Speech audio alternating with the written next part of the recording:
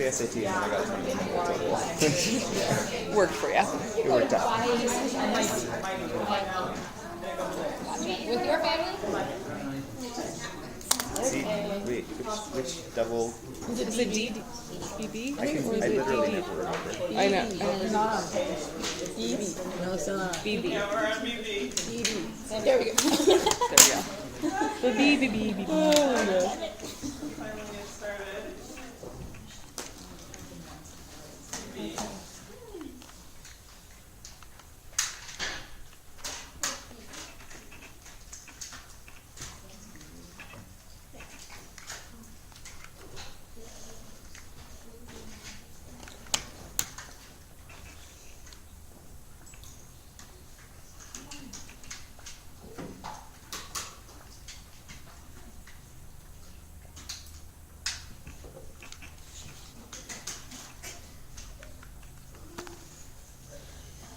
Okay, last chance. Get this back on. Bring it up to BB. Now I can start. That was really the last one. Yeah. Oh, okay. Sorry, I was missing the A column and I thought everybody answered A. Nobody answered A, which is good because it is B. Number for C13 is 1/2, just like hydrogen. So they both have 2 spin states.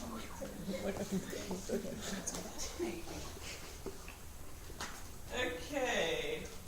Which of the following is not a reason that C13 NMR is less sensitive than carbon NMR?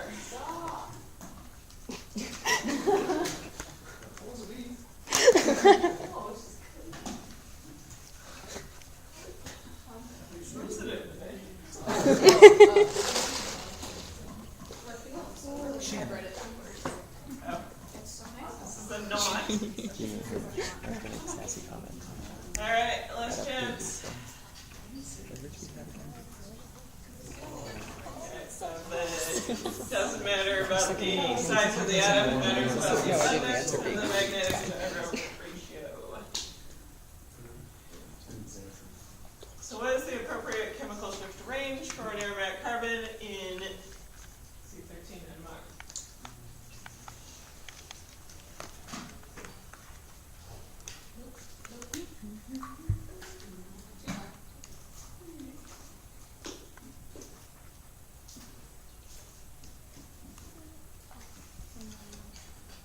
Okay, first chance.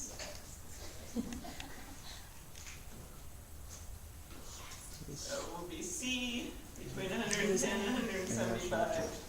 Base value, 128. I have trouble with numbers. If I could see a spectra, I'd be like, oh, it's right there. So what correction value should be used for the calculation of C13 NMR for the indicated carbon? It's just the correction value.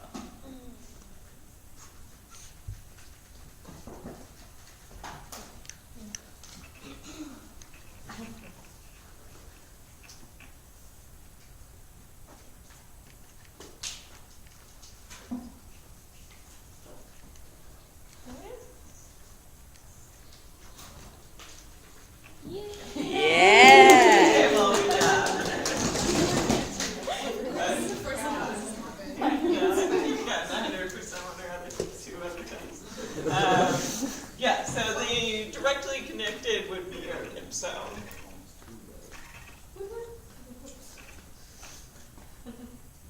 Which of the following nuclei would not potentially split a carbon in carbon NMR?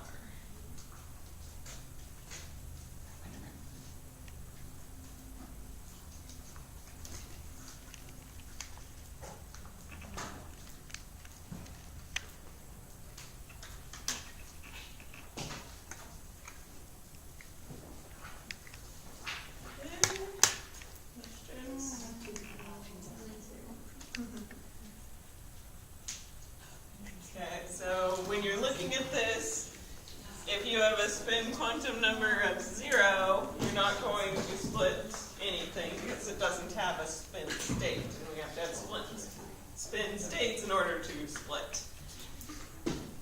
didn't expect you to memorize that table, that's why I gave it to you.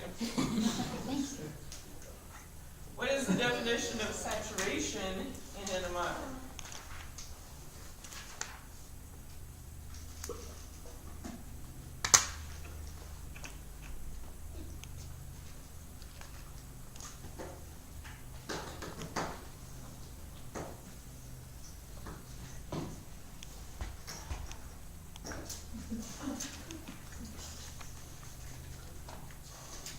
Alright, first chance.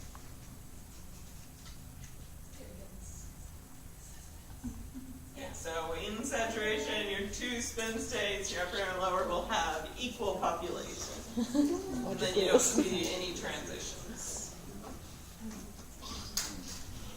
Which of the following is not an effect of proton decoupling on a C13 NMR?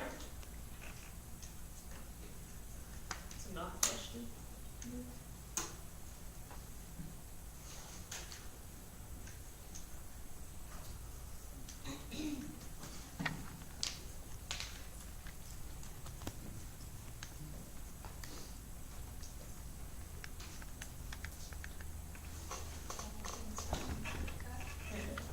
Sneak this. It just popped up when I turned on the computer. And guess what?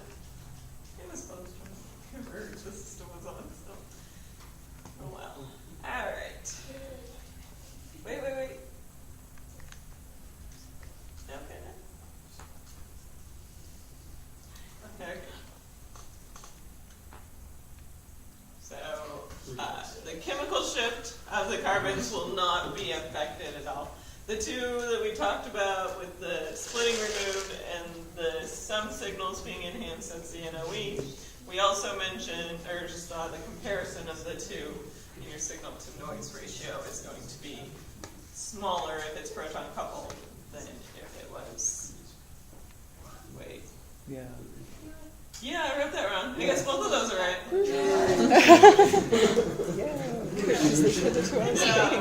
know, well, because it was like, They're both right. B and D.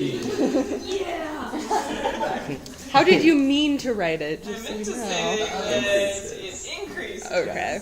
compared to the same number of scans on proton coupled and NR. Really? Yeah. I was also Really expect that question. Okay, based on your reading, J values can be positive or negative. 50 chance.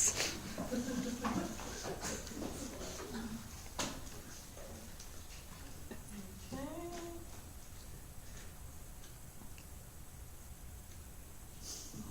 So, actually, it is true. We don't see it, but it can be positive or negative. We look at the absolute value.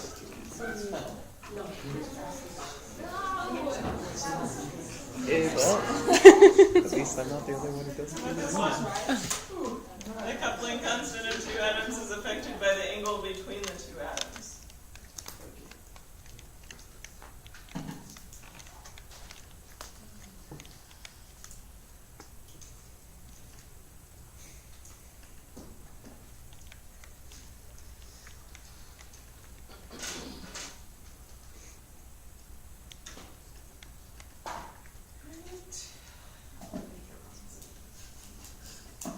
This is also true.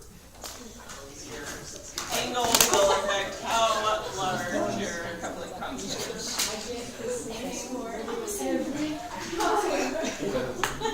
Yes.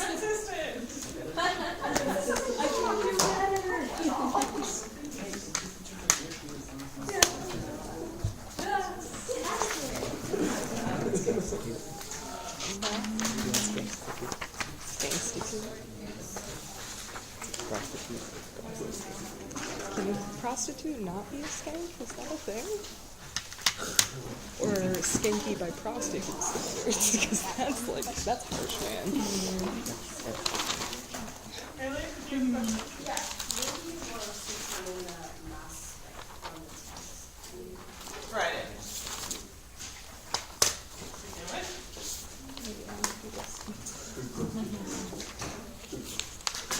If I didn't draw it in, that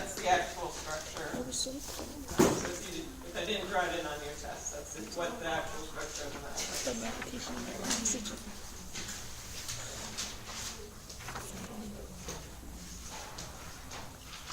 That probably makes more sense. Alright, a little bit Yeah, it more does. about NOE, one last bit of information. So we were talking about the NOE enhancing the C13 signal, and it's partially correlated to how many hydrogens are attached to each carbon. So we are going to,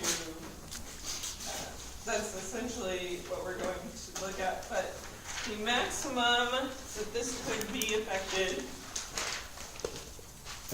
is given by an equation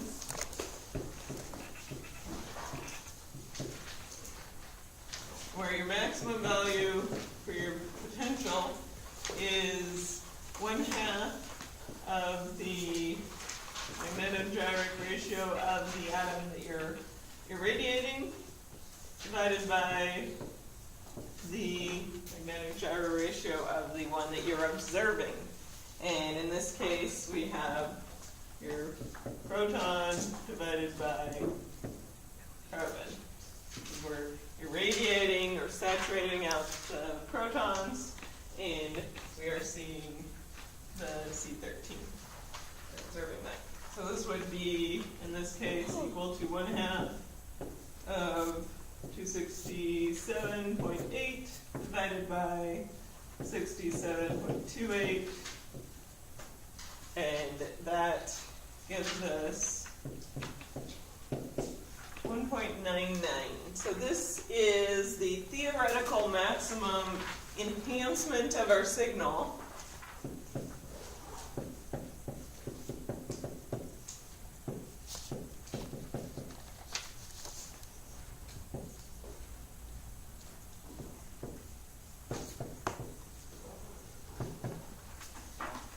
That means that your total line intensity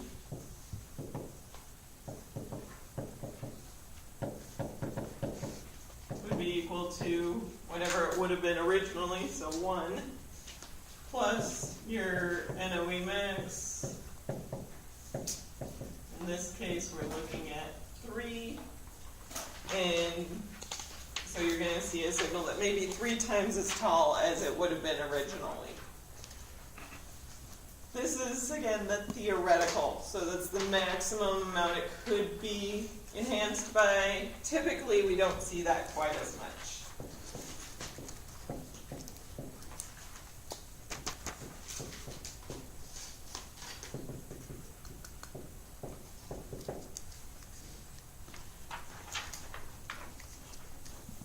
And you look at this proton coupled NMR.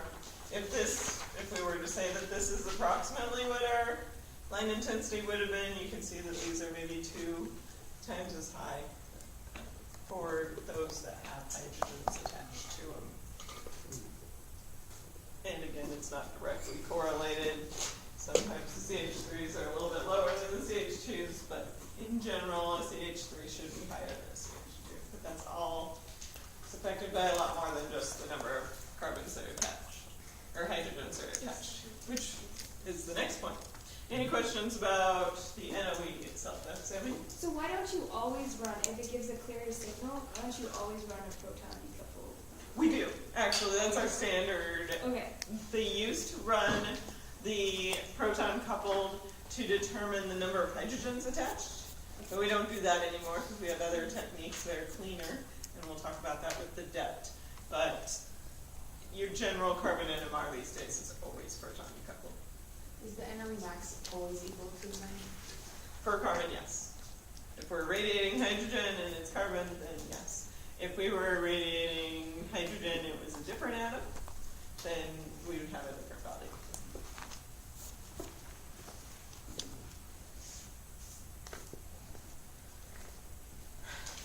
So that's more related to the splitting. It also relates to the size of your peaks. This relaxation of the spin states is also going to relate to the size of our peaks, and the relaxation and the NOE enhancement is why we do not integrate carbon NMR.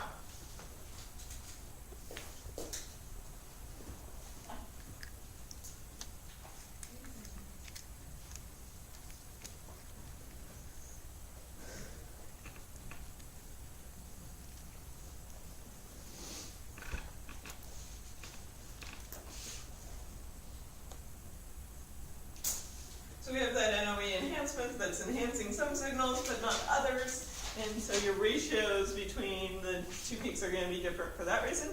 It's also going to be different due to the relaxation of our carbons in the NMR. Remember, the relaxation is going to be the transition from our upper excited state down to a lower, less excited state, or the lower excited, not excited state.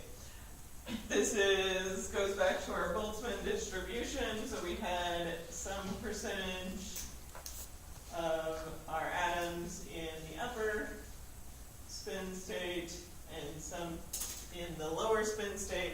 Those are approximately equal, but a few more in the lower spin state in a normal magnetic field. And then when you irradiate them, we're going to get some of them to get excited into the upper spin state. And then we stop looking, or we stop exciting them, and we start looking at that transition back down. So that's what we're observing when we do the signal. So we've got that carbon signal with its pulse, we excite it, and then we start looking at the FID, and this is the observation of the relaxation of the spin states, which we call the acquisition. That's when we're acquiring data, and we're looking at that relaxation.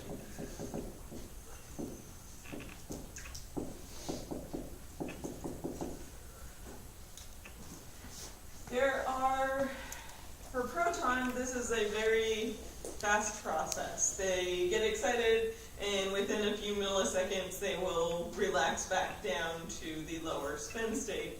And that means that after a couple milliseconds, all of them have re-equilibrated back to the standard distribution in the magnetic field, so you can pulse it another time and get them excited again, and then pulse them another time, get them excited again. You can do that process over and over again.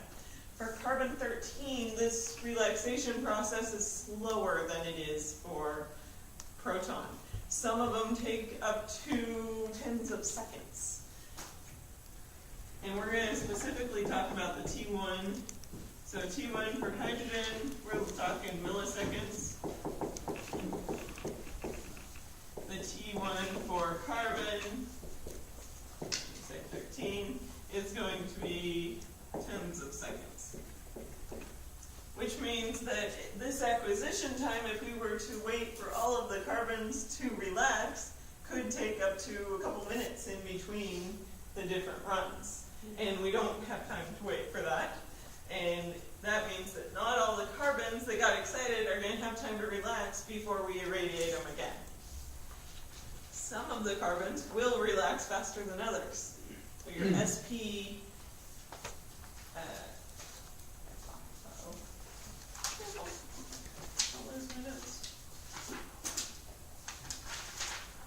don't have those values with me, but the generally your sp2 hybridized carbons are going to relax. No, I don't want to say sp2, I mean your quaternary carbons. Everything's working against quaternary carbons here.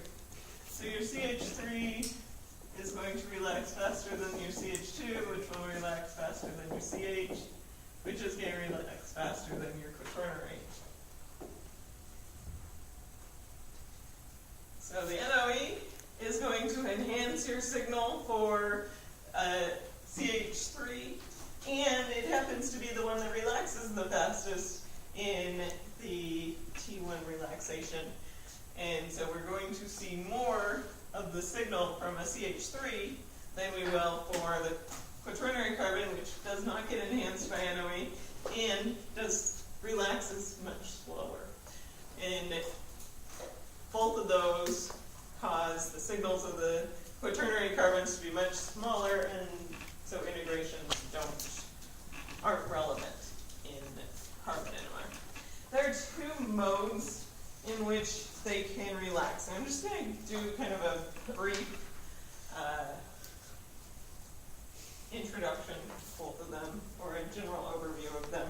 They're rather complicated and I don't want to get into it, so we'll just do kind of a surface look at it. Your spin lattice relaxation is going to be a loss of energy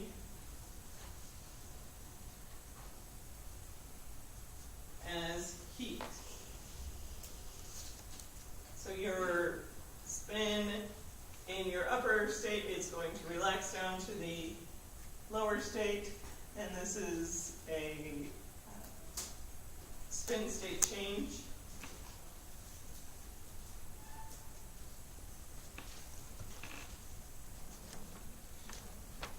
So going from the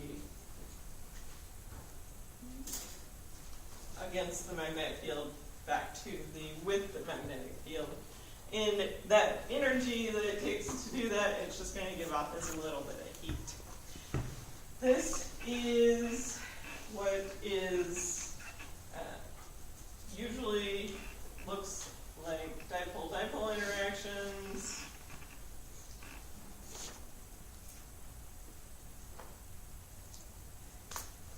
So it's losing some type of heat to a dipole-dipole interaction, and it can be either inter or intramolecular.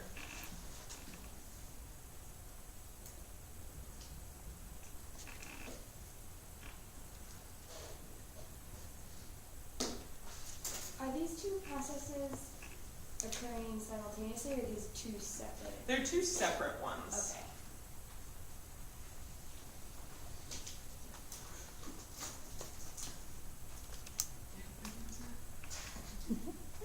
I'm debating that. These interactions work best when there's a hydrogen nearby.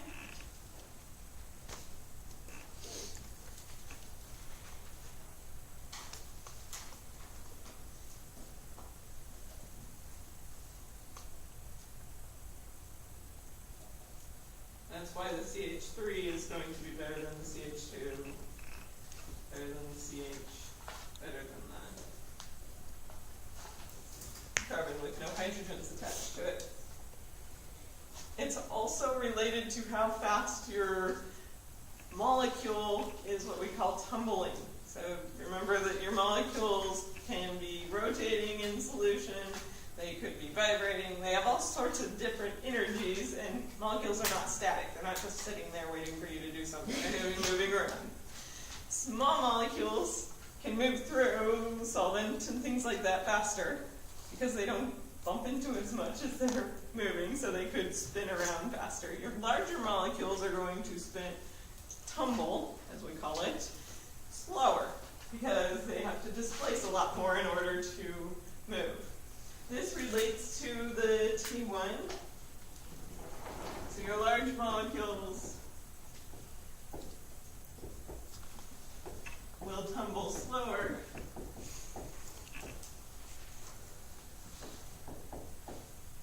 But this gives them the chance to interact with their surroundings a little bit more, and it actually causes T1 to be faster. Small molecules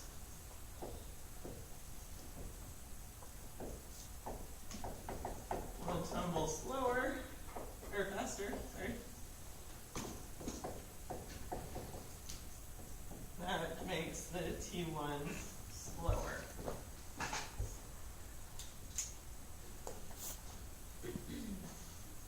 Why is that? They have a little bit, if they're tumbling so much faster that they're not interacting with their surroundings as much, and so they can't transfer that heat as rapidly.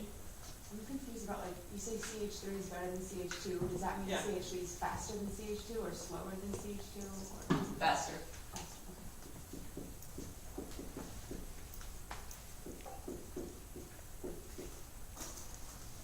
Okay. meaning they're more likely to relax in the time frame that we're observing on the C13 NMR.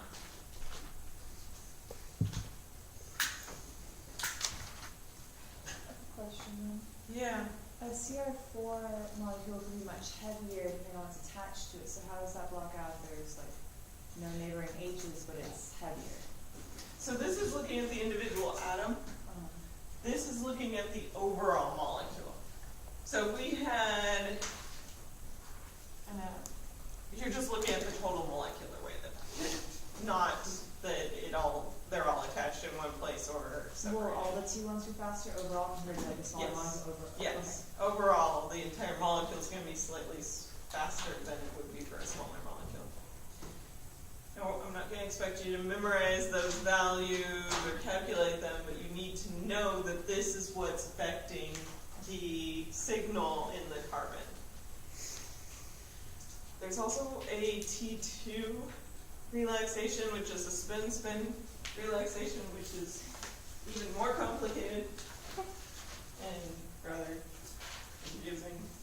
It's also called a transverse relaxation, and it transfers energy between spin states.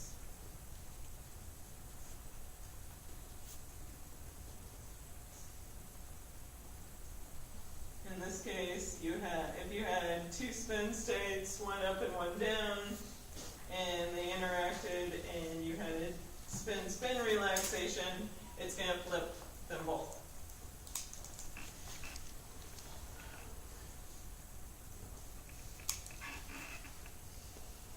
There's a whole section of NMR that's I'm avoiding, but I think I'm going to continue avoiding it.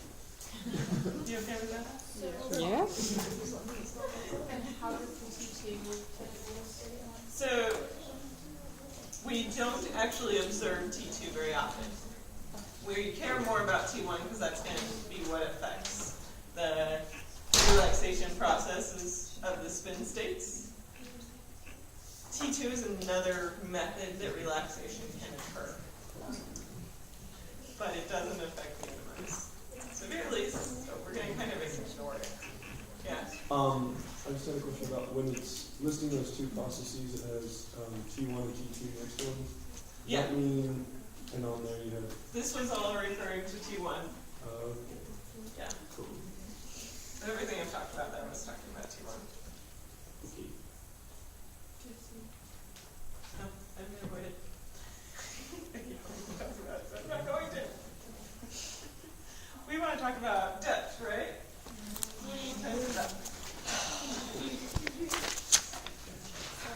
Depth is a technique that was developed to replace the proton-coupled NMR. It's a way to look at the carbons and determine how many hydrogens are attached without having the splitting that occurs in a proton-decoupled NMR.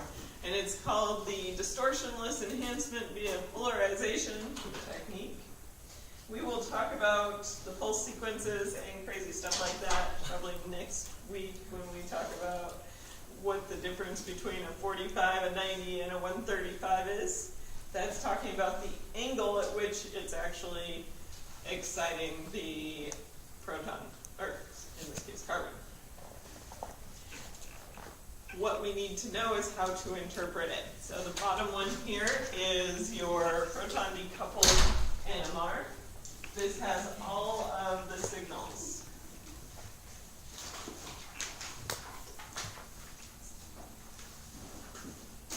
You're going to need a proton decoupled NMR in order to interpret the depth, because there is one set of signals that will never show up on a depth, and that is your quaternary carbons. So if you compare your proton decoupled with the 135 and the 90 and the 45, we see that these two signals never show up in any of those, and that tells us that they are quaternary carbons. It's kind of messy down there at the other end. I'm not sure if there are any other quaternary carbons. Oh, there would be at least one on the, or 13 and 10 on this structure would also be quaternary. So they should not be showing up, but there's quite a few signals in here, so you'd have to zoom in to see all of those. Quaternary signals will never show up on depth NMR.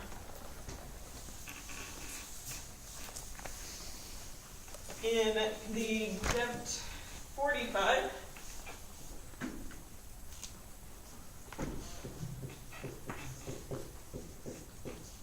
we see all signals with a carbon attached. Or, sorry, all carbons with a hydrogen attached. And they're all positive.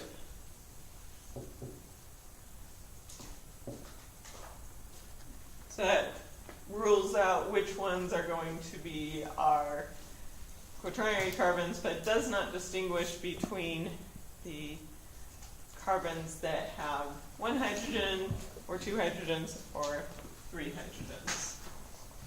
Your depth 90 is going to tell us these.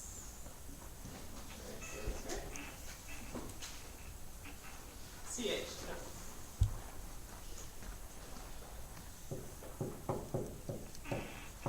So it'll tell us which carbons have only one hydrogen attached to them. And again, all of those signals are going to be positive for tertiary carbons. The depth 135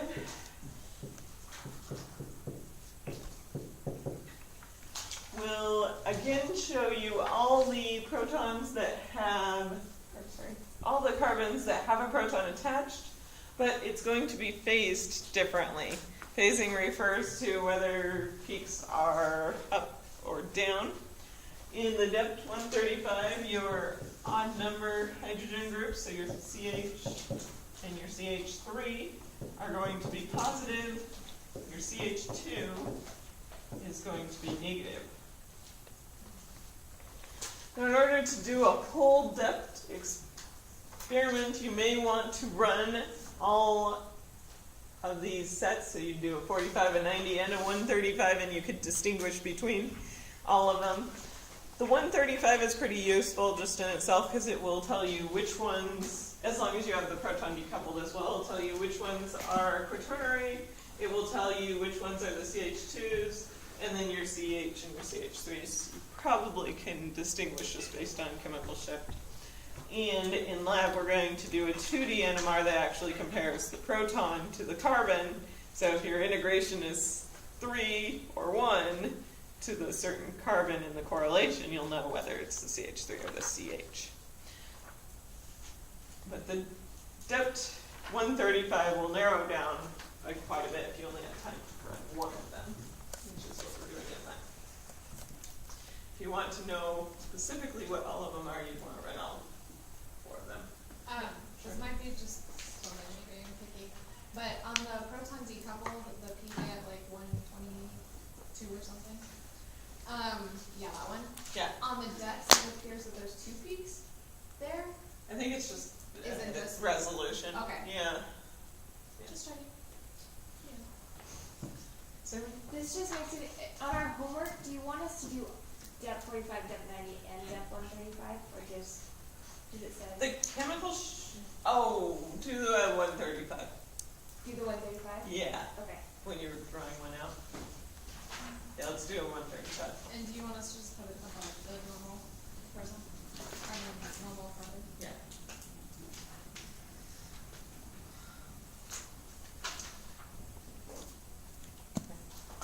Other questions?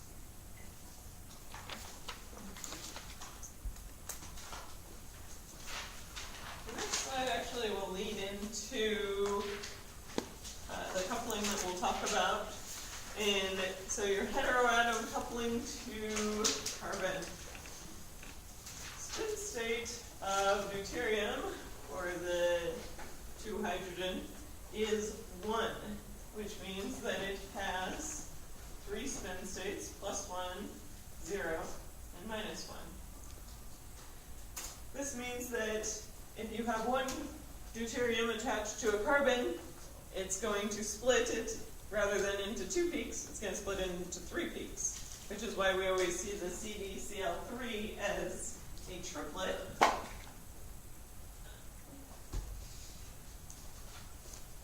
We see in the carbon NMR, you'll see a triplet at 77 parts per million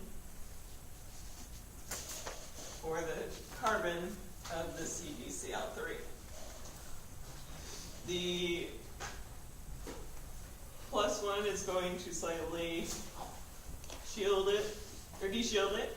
The 0 is going to not affect it at all, and then the -1 will partially shield it, and you get the separation into 3 peaks.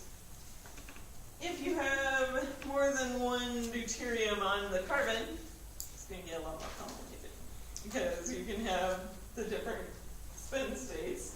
So if you have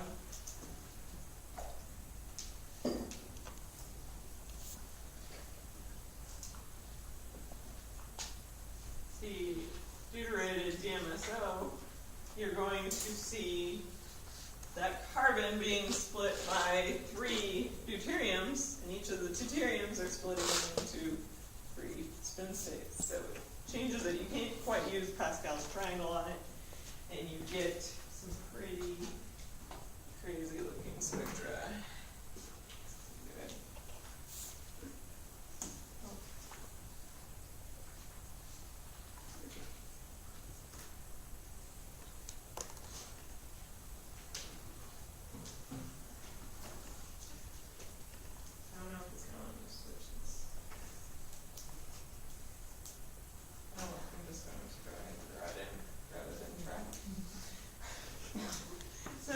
This one in your carbon NMR, 1, 2, 3, 4, 5, 6, 7. So it turns out it's going to split it into a subtet.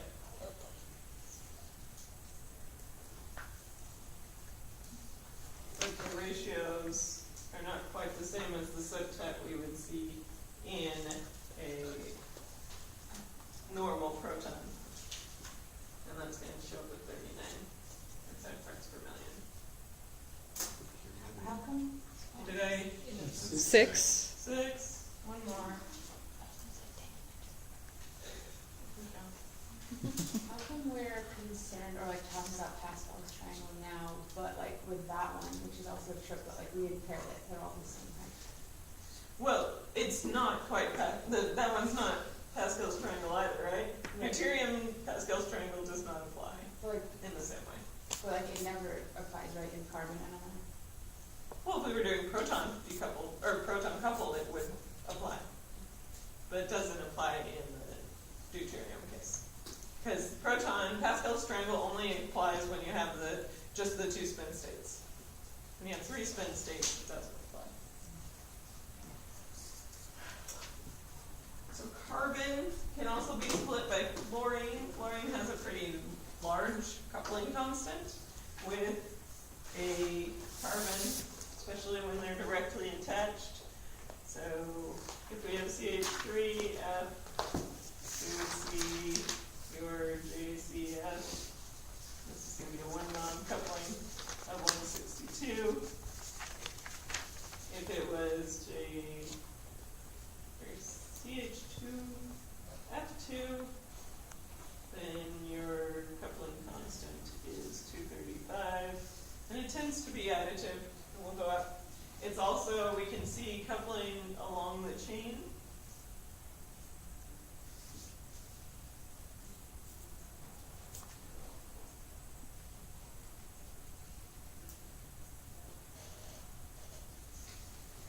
So here, our 1-bond coupling is 165. Our 2-bond coupling is going to be 18. 3-bond coupling is 6. So there is a continued effect down the chain. We will also, if we were to take an NMR of this, see coupling between the fluorine, or sorry, if we took a proton NMR, we would see coupling between the fluorine and the hydrogens as well. So fluorine complicates your structures, and you will see splitting of that in the carbon NMR, and that we don't have a way to decouple fluorine and protein proton at the same time, so you're always gonna see that fluorine decoupling.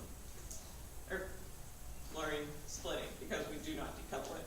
Phosphorus, same way, we're going to see splitting between the phosphorus and the carbon. And these can be pretty large coupling constants. One example, you were looking at an alkyl structure, epoxyphosphine, your J, oh, where's the carbon one? Oh, this isn't carbon, but this is a proton. And that coupling constant is 630 hertz. So it has a very large coupling constant. Oh, there's a carbon example. With the carbon attached to the phosphorus, that would be good.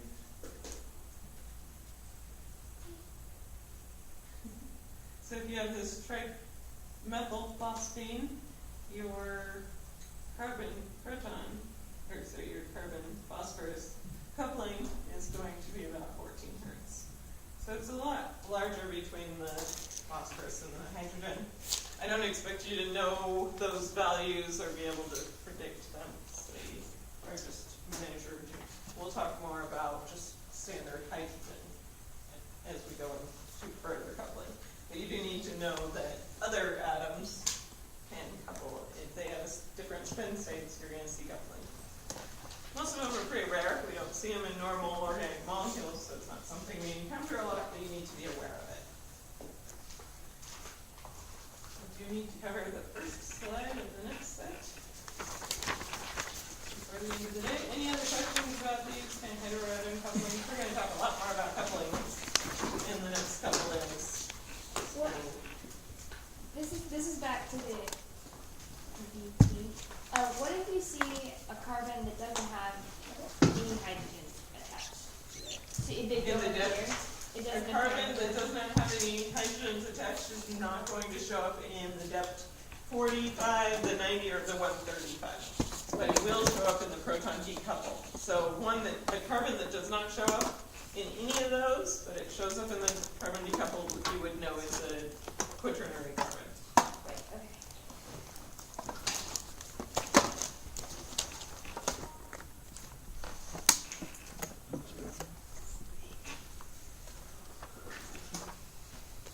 It's had a good technology day, haven't I? Okay, so I just have, let's go over this first slide so we can do some basic information about coupling constants. Your coupling constants that we've talked about already are the J values, and I wanted to go into a little bit more detail about them. So when we're using a nomenclature here, there's an N value that's going to show up at the superscript on the left side of the J, and then there will be something maybe in parentheses, maybe not, in the right side that's superscript. So the N equals the number of bonds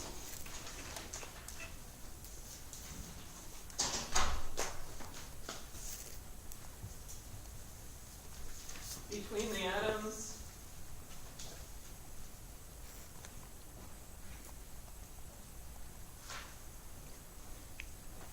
whichever ones you're looking at in the coupling constant. The parentheses then are going to list the atoms being coupled. And I used a couple of these on the last slide there. You can have one J value that's a CH, or one JCD. We could also do like a 3-bond coupling between 2 hydrogens. So you're indicating the atoms that are coupling and the distance between them. Drawing simple couplings. This is what's referred to as a tree diagram.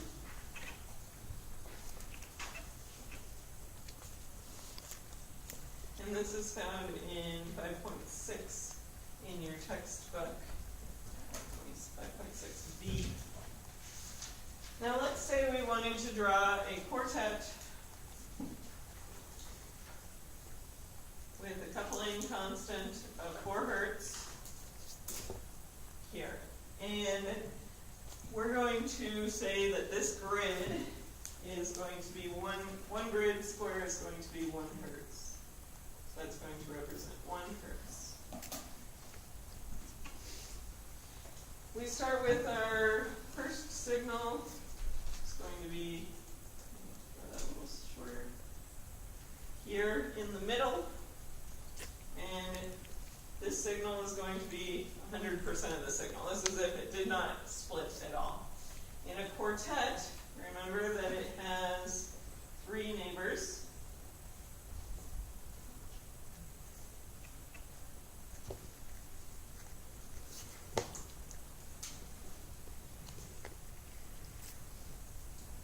Each of those neighbors is going to be splitting it into a doublet. So we could also call this a doublet of doublets of doublets. So the first one we are going to do is going to split it into a doublet. When we split the signal, now we're going to have, we're going to go 2 hertz over to the left and 2 hertz over to the right. And we'll get 2 signals, each of them equivalent to 50% of the original signal. So splitting it in half. So that's one neighbor. Why was the first line 3 hertz? Because I don't have enough space vertically to make it proportional. Oh, but it's supposed to be the 4. Yeah, you would want it to be, you could draw it proportional. We're going to care more about the distance between them. So I have it kind of truncated on the drawing here. So then we're going to go 2 hertz over to split this one into a doublet, and 2 hertz over to split this one into a doublet. Note that this now means that the 2 lines in the middle are overlapping. I'm going to draw them next to each other just so we see them, but then we'll combine them together because they are overlapping. Now each of these signals is 25%. The middle one has 25 and 25%. That would be 50% total, and then the 2 on the outside are 25%. Then this signal has one more neighbor, so this is the second neighbor. The third neighbor is going to split it again and again just by the 2 hertz. And if you do this on graph paper, you'll see whether they're corresponding to the same peak or they're not. So this is now a third neighbor. That's all our neighbors that we're going to draw in. And that gives us 1 peak on the outside. We've got 3 here. 3 there, and 1 there. And each of those are representing 12.5.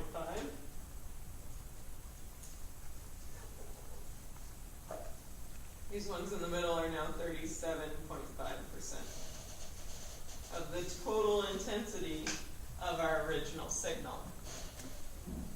And when I draw this out, I'm going to draw it out to the side so you can see the full quartet. We would have, and I'll do it 2 scale, so let's do 2 hertz. And then it's going to be 4 hertz over, so 1, 2, 3, 4. This one's going to be 3 times as tall. And then here, so this would be our full quartet.